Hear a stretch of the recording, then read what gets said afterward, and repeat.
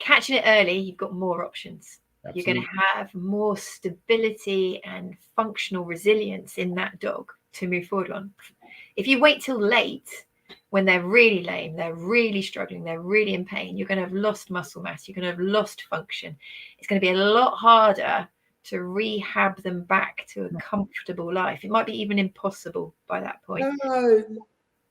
No, it's not. Because at that point, we may not be able to get as good as we want, but we can still make them better. So I would not say all hope is lost. I will agree with you on that one. All right. But it's a shame when you've got a Labrador that you wish you'd picked up at 18 months to 2 years. Absolutely. And you pick it up at 10 years and there's no way those elbows are ever going to go back.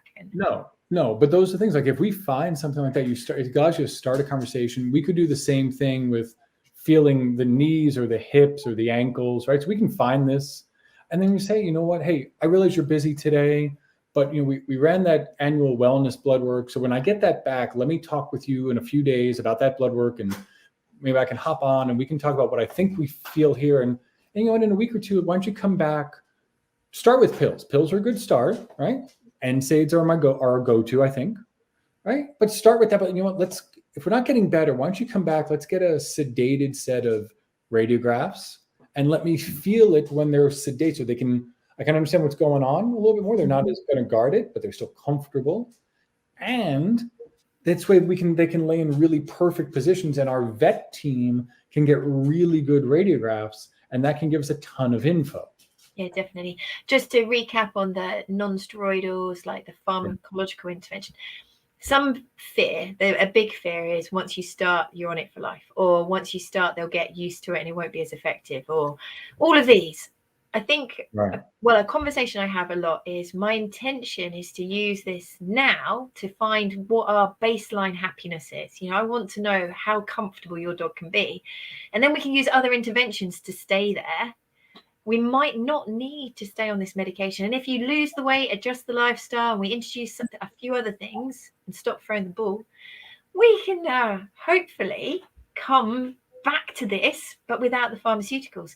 So anybody that's just been to the vet and their vet has prescribed for them, have this mindset of, yeah, it's necessary at the moment. It's given me the ability to see what my dog could look like and what I aspire to have. But then I'm going to use all these other routes to keep there.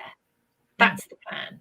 That is exactly the plan, because the NSAIDs can give us kind of as close to instant gratification. We're going to know usually in 4 or 5 days, at least we're getting better.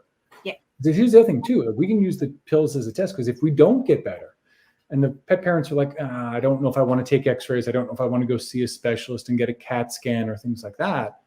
Look, if it's fairly straightforward arthritis, in a week, if it's not better on an NSAID, it's not the NSAID's fault. Yeah. That pet is now telling you this is not normal. This is not the normal type of disease. Something's really potentially life-threatening if we're talking about bone cancer or joint cancer. Yeah. And now we have a strong advocacy to go, let's get our diagnosis correct. Yeah. Let's know what we can deal with.